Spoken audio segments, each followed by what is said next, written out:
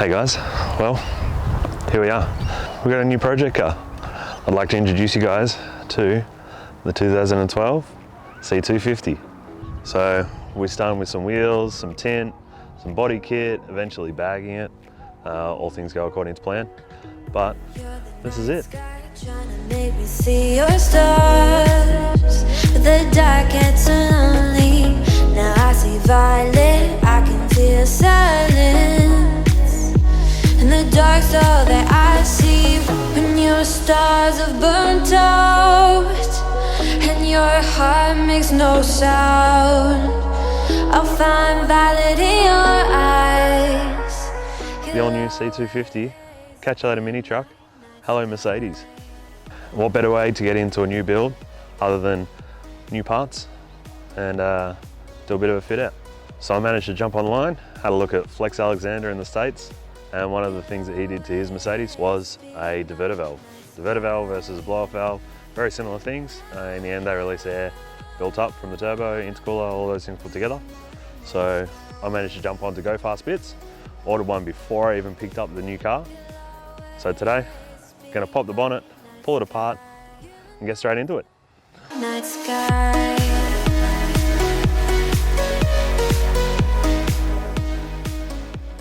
Here it is, from Go Fast Bits. This is our diverter valve, specifically for the 2012 C-Class Mercedes.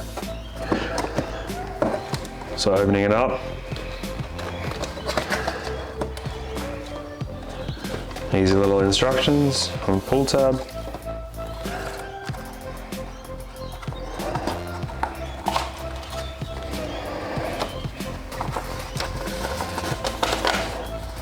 Nice little installation instructions. Tells you exactly where to get it from, how to pull it out, how to put the new one on. Very good, clear instructions. And this is it.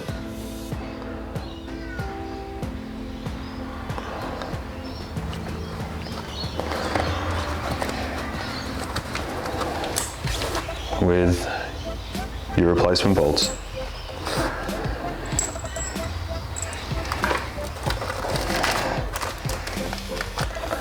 And your spring and your mechanism to go inside.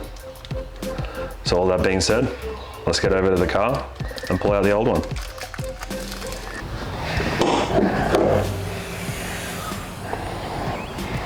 So getting to the diverter valve is not exactly the easiest part. You're going to be accessing it. It's just in underneath that intake, right in there. So probably a smart move would be to get the actual intake out. Just be able to tuck in there to remove that and put it in place. So let's get to it.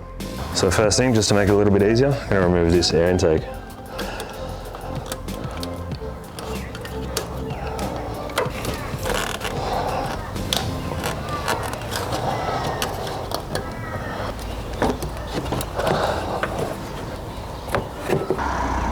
This is your turbo muffler, which I will be removing and replacing with a muffler delete eventually. But for now I need to get in underneath into this part. So as you can see, it's just a couple of Allen keys. Just need to remove those ones, which are just in around here. There's 3 of those to be able to get it out. There is also just a little clip just underneath down there that I will be trying to remove also, just to be able to disconnect it easier.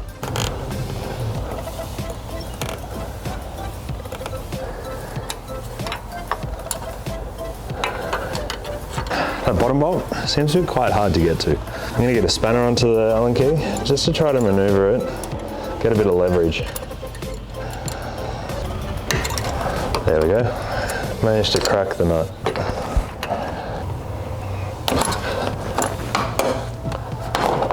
Same deal with that far top right one. I just had to use a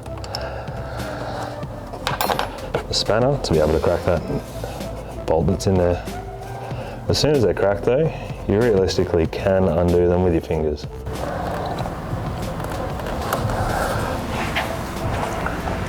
That's the last one out. That's it there. So let's take it over to the bench and get the diverter valve put on. I've got our valve out, that's factory. I'm going to be popping that one straight on top of there, but first we're going to remove these bits.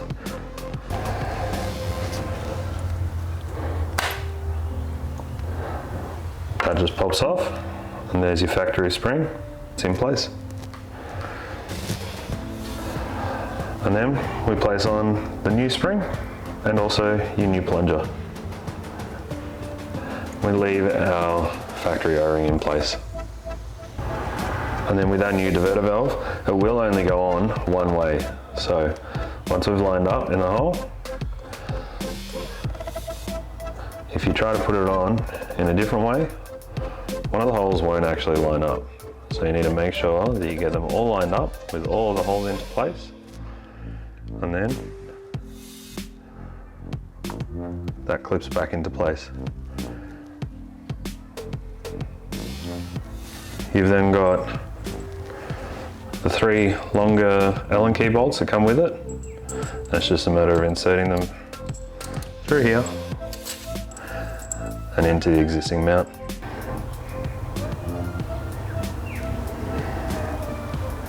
Now with our new one in place, making sure all of the bolts are ready to go in and just finger tight into place, but remembering that your plug's got to go at the bottom.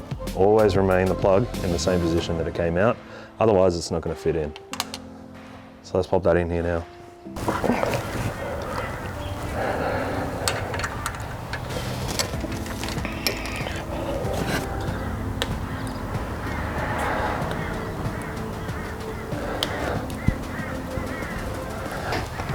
And that's it, all nicely in place. So, need to make sure that we get the plug back into place. And then get our intercooler piping that we disconnected. Put that back into place. And then we can start it up and see how we went.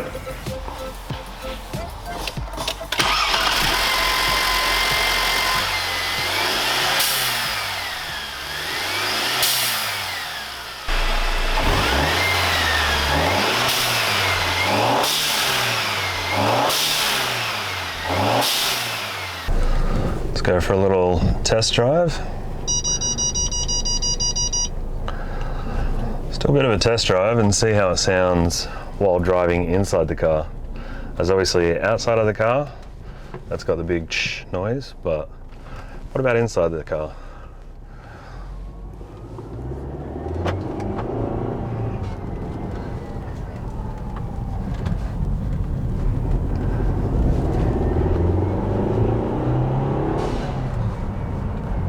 If you listen really close, you can hear it, but it's not very loud inside the car.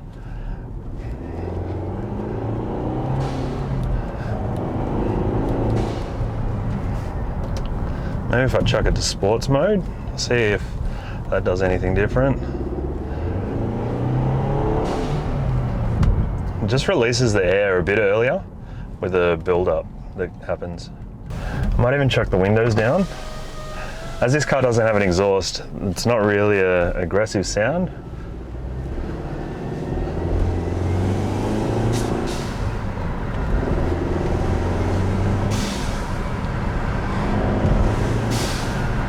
That does sound pretty cool though, I must admit.